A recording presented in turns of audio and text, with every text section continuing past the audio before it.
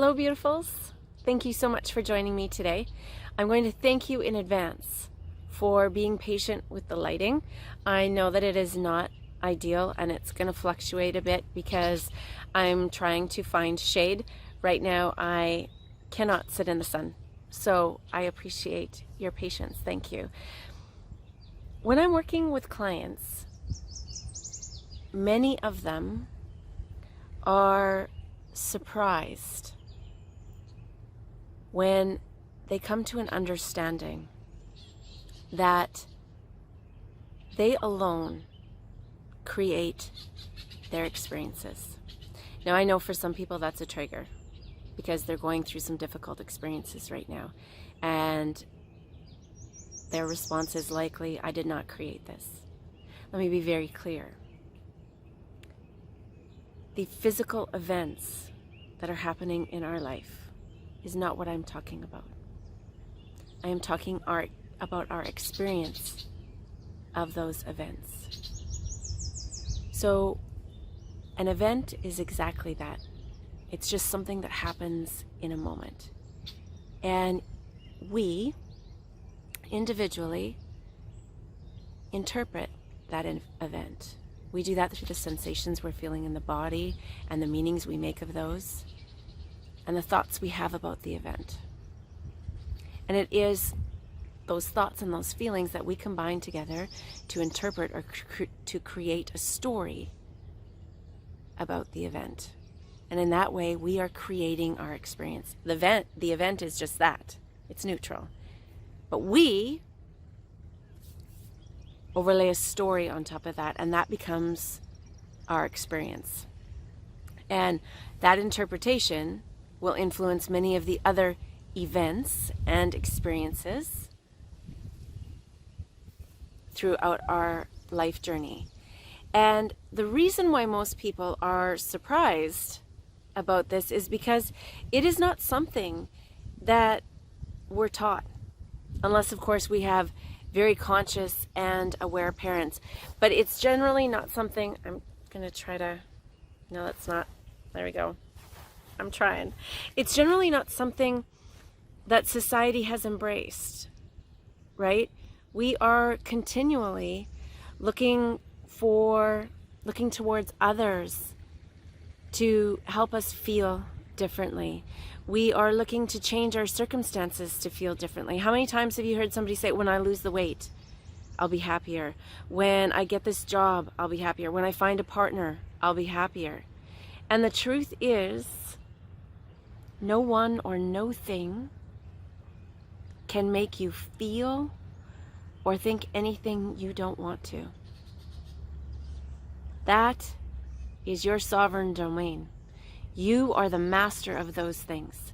And when we learn that, when we understand that and embrace that fully, oh, it is so empowering. But when we first come into that understanding, right, we're like, okay, that makes sense, and we're willing to step into it, there generally is some conflict that arises within, because in understanding that we alone create that, now there's a responsibility, right? We can't blame anyone for how we're feeling. We can't blame anything for how we're feeling. We have to look at how we've been interpreting it.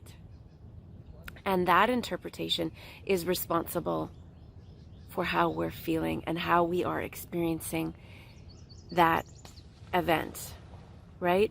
And in this place where that conflict is happening, that too is an interpretation, right? It doesn't need to be a scary thing. It can be completely empowering, but it depends on the interpretation of it. You know, even, I think I mentioned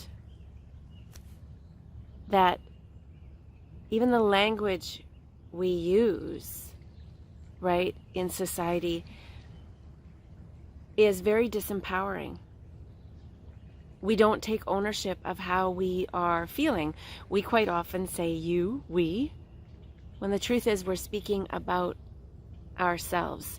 And in this place, we haven't really learned how to communicate how we are experiencing an event.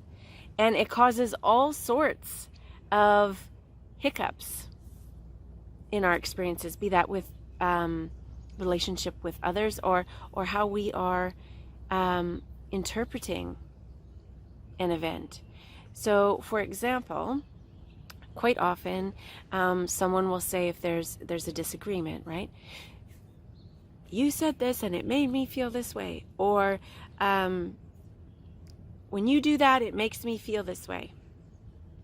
And the truth is, we are not owning our responsibility when we say that. We can totally own our experience without blaming someone else. And that would look a little bit like, when XYZ happens, I feel ABC. I make it mean XYZ. And in that place, we are owning our complete interpretation of what we are experiencing. And can you imagine if you were able to do that in all your interactions, how your relationships and how your experiences would change? Because that opens up this whole space of perceived vulnerability, which is actually being invulnerable. When we own what we're experiencing, we become invulnerable. And it also opens up a place where others can do the same, and we can relate to each other based on what we are truly feeling and thinking.